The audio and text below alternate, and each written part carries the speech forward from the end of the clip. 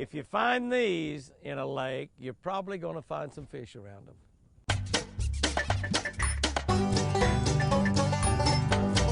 Whoa! That's a beauty. Good morning, guys and girls, on a windy Oklahoma morning, June 26th. Haggai, that's right, the book of Haggai 1:5. This is what the Lord, all-powerful, says. Well, any scripture that starts with, this is what the Lord, all-powerful, says, we need to be listening to what the rest of it is. Think about what you have done. It's what God is telling us. Think about what you have done. Here's what I wrote about that. Keeping a log can be beneficial to most fishermen. By the way, if you're not subscribed to the Catch of the Day, hit that subscribe button right now and subscribe. Keeping a log can be beneficial to most fishermen. It's particularly helpful if you fish several different bodies of water. I like to record the weather, the water conditions, the dates that I'm fishing, and information on each and every fish caught. Information about like how deep it was, the time of day, what the weather was right there at that particular instant, what kind of lure I caught it on, what kind of retrieve I was using. As time goes by, it's amazing how much you learn by reviewing previous trips.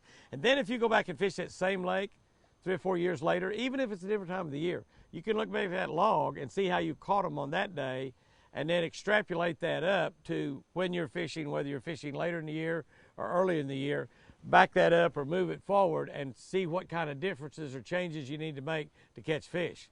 If you're fishing the exact same time of the year, you might be able to go back and do the exact same things again and catch them. Most of us today are so busy, we hardly ever examine ourselves. We're so busy, we hardly ever look and see what we've become. We just are who we are. Over time, we can become entirely different people. Tiny changes can build up over time like interest on a loan. A little more complaining. You know, my dad's always told me, never complain, son. I said, why? I got things to complain about. And he told me, he said, half the people you complain to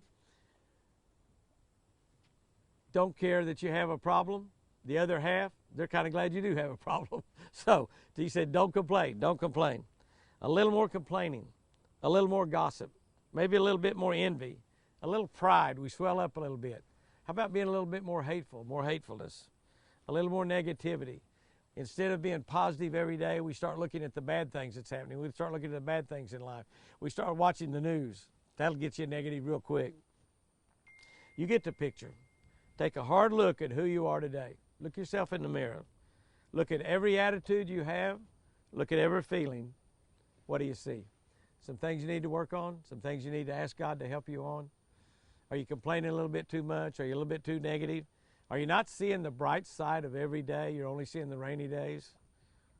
Are you gossiping? Are you talking about other people a little bit more than you should? If you're talking about them in a negative way, it's a lot more than you should. Shouldn't be doing that at all. Complaining, envy, pride. You had a lot of success lately. Has God given you His favor and given you a lot of success? You swelled up a little bit about it. Boy, I'm doing good. Boy, I'm doing good. Remember where those blessings came from. Get rid of that pride. Get rid of that envy. Get rid of that gossip. Quit complaining. Start thinking positive every single day. Here's our tip for today. Fence crows, fence rows. Every time I look at that, it says fence crows. You know what a fence crow is? It's a crow that sits on a fence. I know, that's stupid. I just couldn't help but throw it out. Fence rows to a bass are like steak bones to a dog. Yep, you find a fence row, there's almost always going to be a fish on it. One of the reasons is most fence rows that you find in lakes are around pastures and open areas. They're in flats, and they're usually the only structure right there. It's the only thing, and so the bass will get around it. You find a fence row, you're going to find a bass almost every single time. Guys and girls, go out there and have you a great one today. No complaining, no negativity. Think positive, smile, say thank you, and remember,